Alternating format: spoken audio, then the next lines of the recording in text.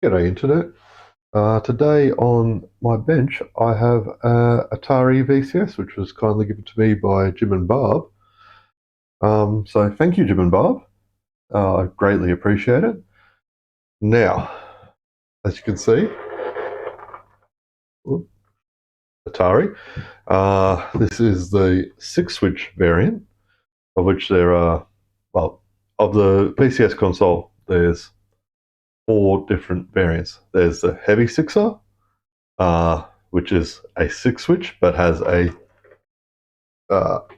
fatter bezel, which this one doesn't have.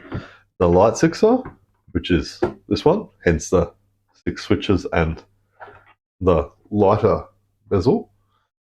Then there was the Vader, which was an all-black variant, a 4-switch variant, which was the same as this, but 4 switches instead of 6.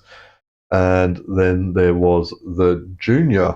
Now, the Junior is actually one which I've had since it was the first console I ever had, and it's the I've had it since the 88, 89, something like that, and obviously that looks completely different to this one. So that looks like this. As you can see, it's much smaller, very cost reduced, only has 4 switches.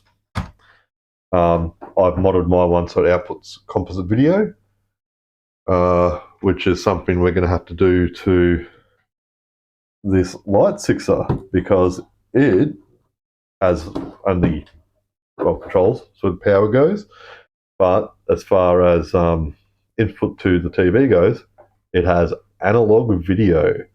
Now, analog video hasn't been a thing in Australia since 20 years ago, and I don't have any TVs which accept it as an input.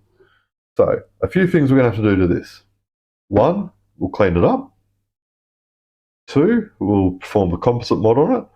Now, one of those things is I'd like to know if it was working before I do a composite mod, but unfortunately, I've got no way of checking if it does work because it doesn't even have LEDs that light up.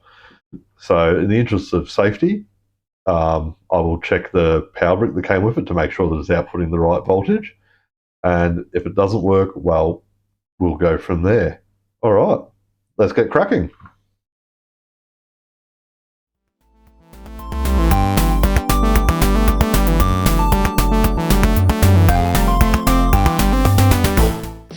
Hey Australia, what's your favorite game? I've got invaders in my sights and I'm taking aim. Some you win and some you lose. Move on over, Dad, I wanna play Atari too. Oh, hey Australia, what's your favorite game? There's only one name, Atari. All right, so I've got a few things we need to do. While I was moving it about, the sticker fell off, which honestly will be good for when we give the entire case a bit of a clean, because as you can see, we've got a little bit of dust. But other than that, it's in extraordinarily good condition. Here's the cable that I'll be replacing the RF cable with. So it's a 4-pole, so output stereo and composite video. I have a 4-pole 3.5mm headphone jack, so hopefully we can do this non-destructively. And over here we have our little composite mod board. I don't know if you'll be able. There we go. It's a tiny, tiny little board that I'll use to solder inside the machine. We'll have to remove some components because some components are no longer required if you're outputting composite. What else? Hopefully I can do a non-destructive mod to this board. We'll see how we go. So obviously that's where the RF cable comes out. Seems to be a little bit of strain relief in there. I'm hoping that I can just slot that in there and tighten it up without actually having to pull anything, drill any holes or anything like that. I may have to slightly enlarge some bits, but we'll see how we go. And that's where you'd have the channel select if it was an NTSC system. But obviously we don't need that here in Australia. Even when we had analog video. Okay, so let's clear everything out of the way and open this up. So the Atari VCS, or 2600, was released initially in the US in 1977. Very popular in Australia. It was, what do you call it?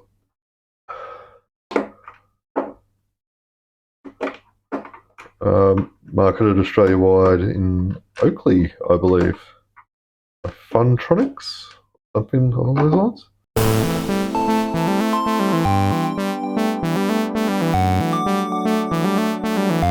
Now, I'm told, as one of the early ones, there'll actually be a bit of paper inside that says its year of manufacture.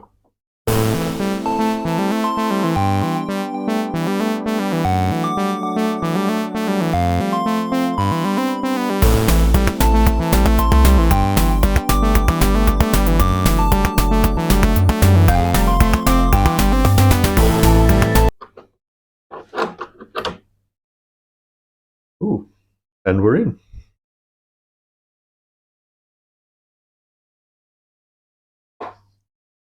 Okay, so this is the inside. I'm assuming this is the bit of paper. Nope. But it does the stamp there that probably should be on the paper that says October 1981. So, one.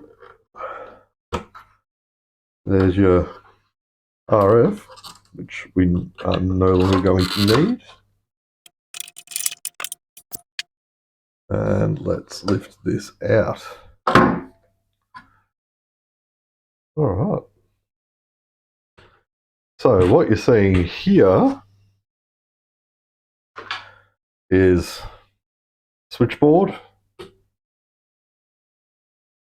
RF modulator, and looks like some power, what do you call it? Rectification. Not rectification, because it takes DC input. Bucking, so dropping the voltage.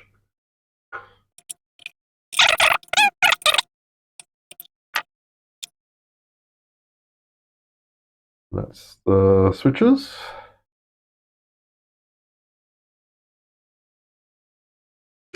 All right, let's disconnect it.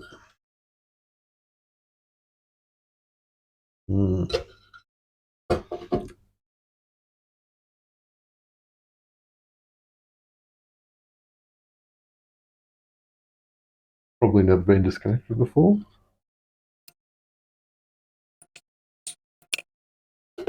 There we are. All right. That's the switches disconnected. And we are down to the heart of the machine, all inside this chunky RF shield.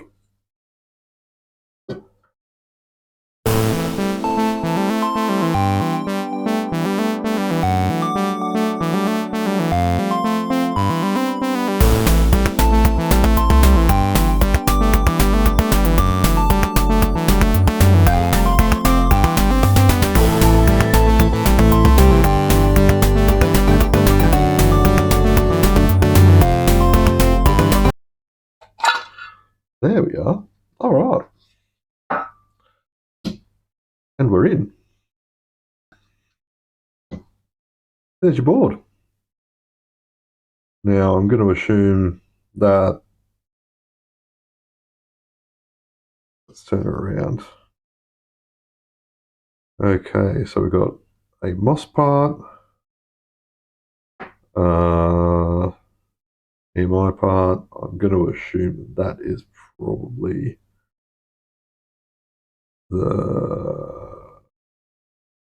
sure. That's probably the custom. Actually, yeah, that'll be the custom Atari chip, the TIA television interface adapter. That'll be your 6502 variant or 6532, a cheap version of 6502. The 6502 is a cheap processor. This is an even cheaper one, so it's got less address lines on it. Still an 8-bit processor, but has less address lines, so it can't address as much RAM. 4150 Motorola part. Not sure. I'd guess that MOS part could be a ROM or RAM. It's meant to have 2 or 4K of what do you call it? SRAM. So that could be an SRAM chip. Looks like it's about 28 pins.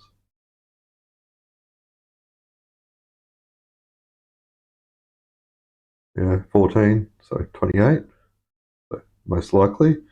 That's probably some sort of just bus transceiver, I'm guessing. And really, there's not much more to it. It's an awful big case for such a small device. Now that feels like cardboard, so we won't wash that. That will just probably just wipe down with Windex. That, oh, hang on. I can see something written on there, or stamped on there. Can't quite tell what though, but we'll give that a good clean, especially around the dirty slot. We'll wash the plastics and then we'll perform the mod. Okay, let's start with cleaning the electronics. So, my plan for here on the switchboard is, well, we can see that there's some very, very old flux. Okay, so let's clean it up. These foamy bits slide off. Be very careful with them. Alright, so we've got old flux from when it was manufactured. Got that, could use some new thermal compound. First things first, let's just give it a bit of a bath in isopropyl alcohol.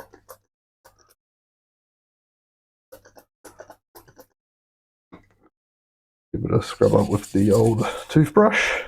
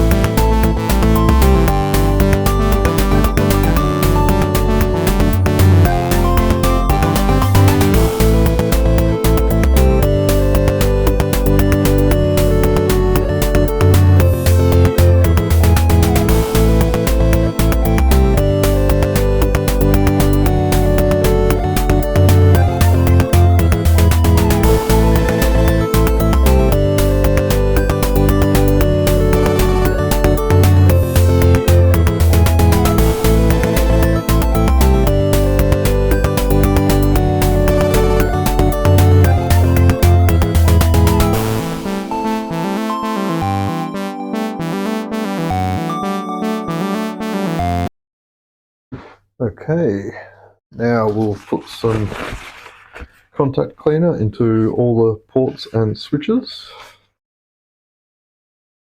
Okay, how are we going to do this?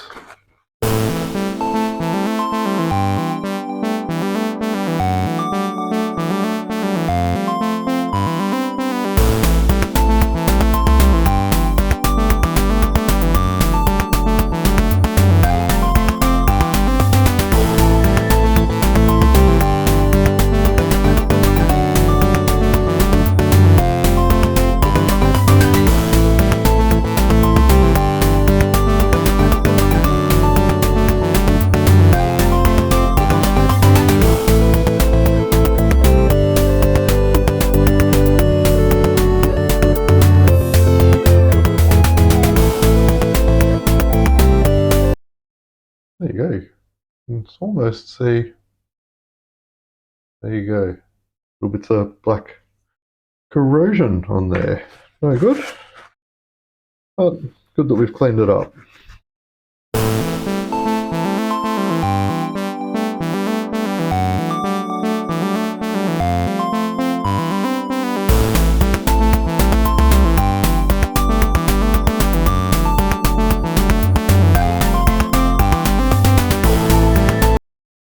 Quite a bit of corrosion over on these pins here and here.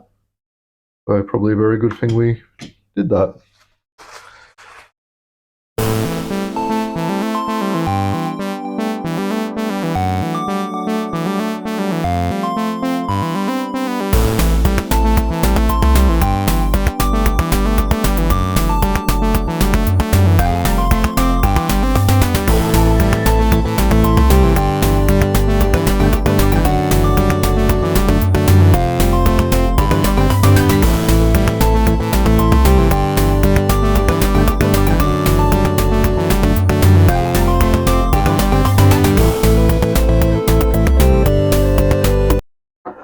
Alright, probably should put some contact lint cleaner in these switches too.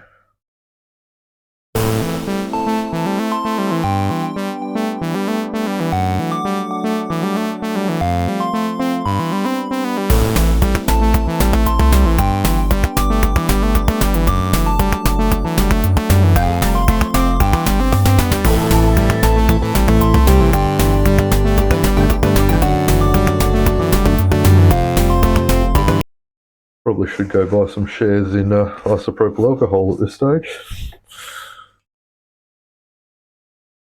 But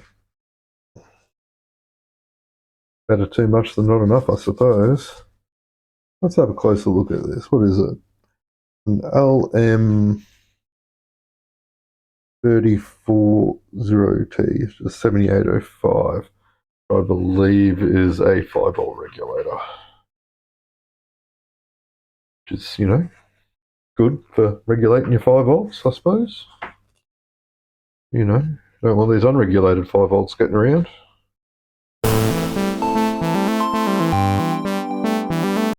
Alright, I'll go get some thermal compound. Good thing I did that, otherwise it would have come out way too quick. Alright, so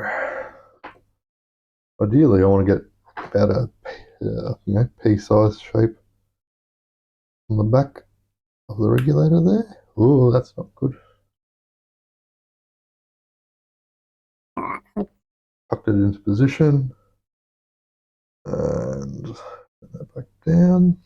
Beautiful. We'll get our screw and try to scrape a little bit more of that old thermal compound off. The thing I hate about thermal compound, gets bloody everywhere. You can see it just coming out the sides. Good. Alright. That should be our board and switches all serviced up. Ready for more. Okay. So we're over on the bench, so we're under the microscope now. So first things first, we need to remove the RF module.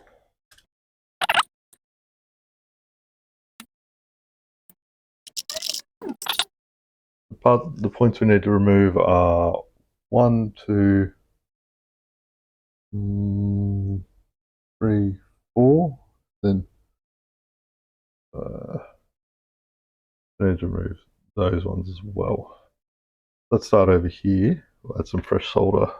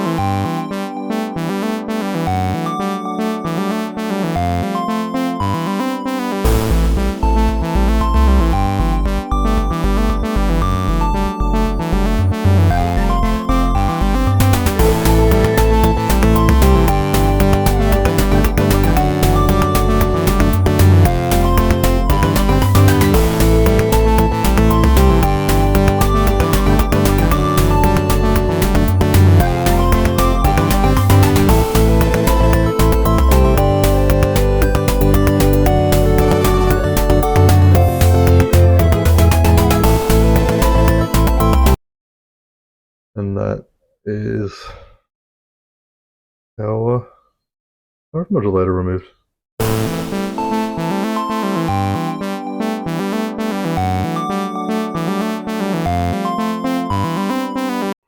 We need to remove some components from the other board. Need to remove that.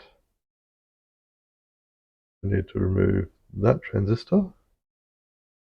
We need to remove that resistor. Then we need to remove that resistor. Let's start with the foil.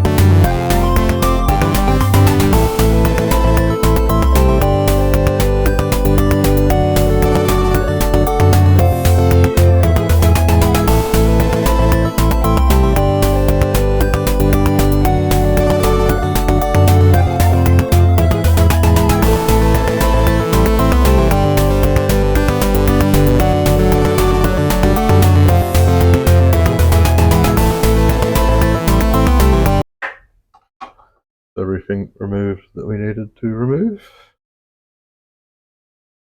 Okay, so we've got to run the audio wire. Need to run from that point. Okay, so we'll get some yellow wire. I've got some yellow wire. Solder that into place. So they reckon under the cartridge connector. Oh yeah, plenty of room there.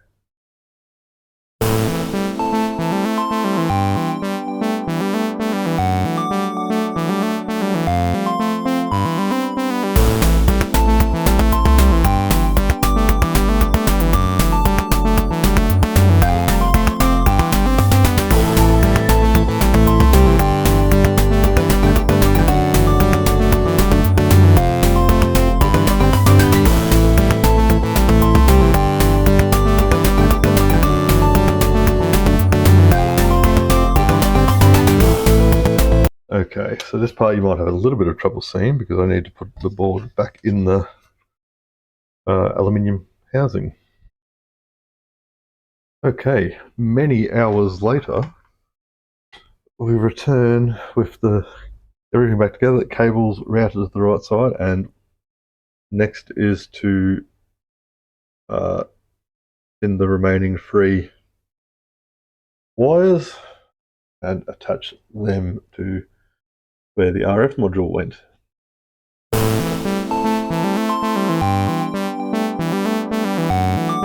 Okay,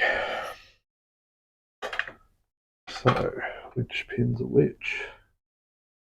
So those have to go into, got our audio, which is yellow, then these wires have to go into one of them.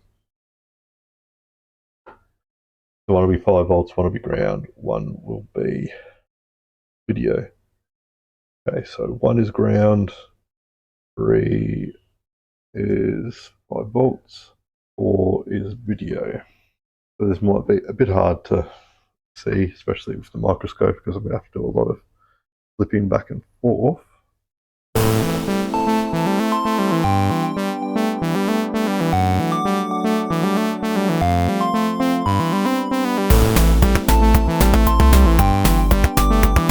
Alright, so there we've got our wires sticking through.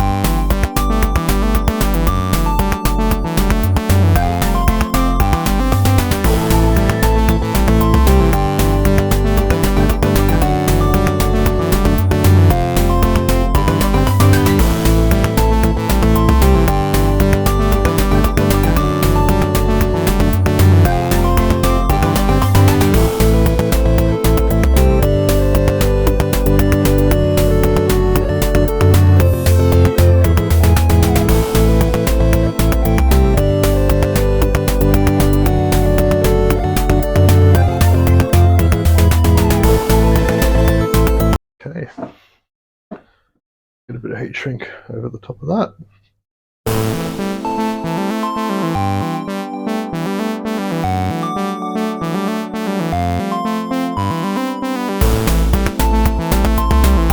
There we go. And I'll get a little bit of double-sided tape to tape it down.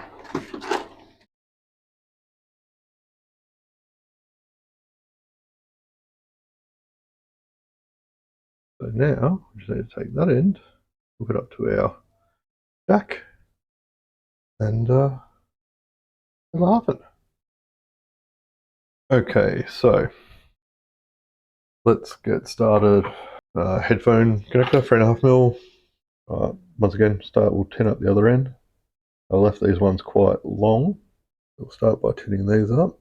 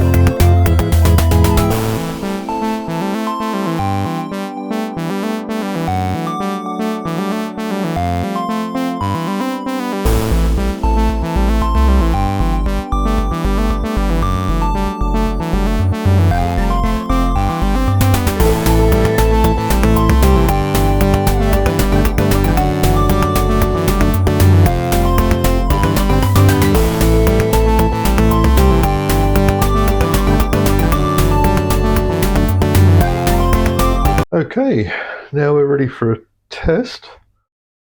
Off camera, I've tested the power supply that came with it, and it is outputting the required voltage, so that's good.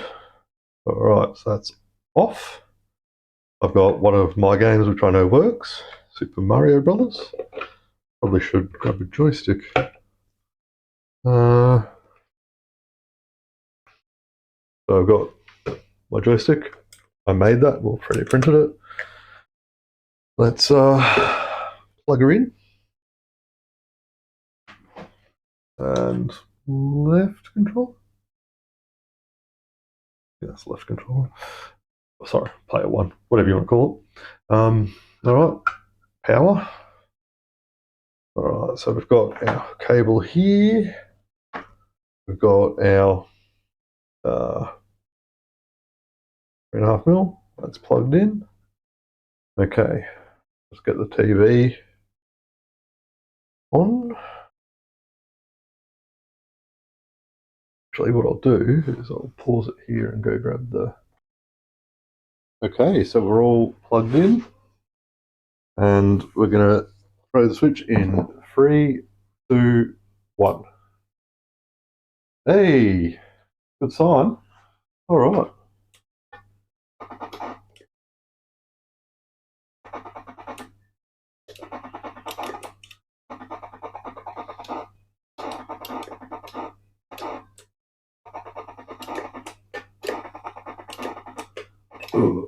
Well, I would say this is working. All right. Okay, well, we've got a working 2600. So for those who noticed, I did realise I plugged in those chips backwards and fixed it before I got too far. All right. Now we need to figure out how we're going to mount it in the case. Okay, I'm back. So I made the cable shorter, drilled the little notch out on the back to 8 mil to accommodate that, put it all in place. Looks neat. I'm happy. All right, I reckon we're about ready to button this up.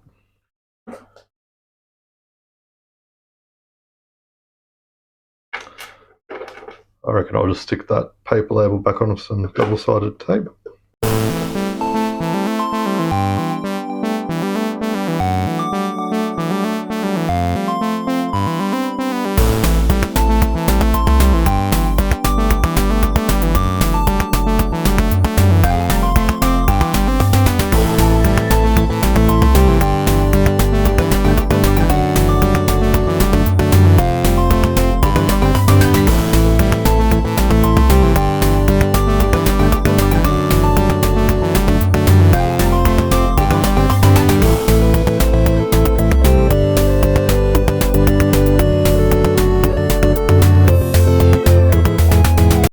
And there we go.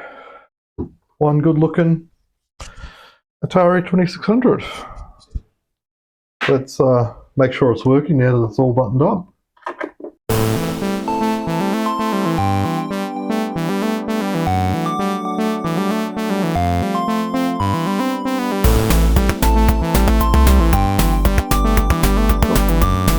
There we go. All right. Well, other than sticking the sticker back on, I'd call that done. All we've got left to do is, Jim and Barb gave me a whole bunch of games and controllers, so we'll test them out too. Well, thanks for joining me. As they say, like and subscribe. Have a good one.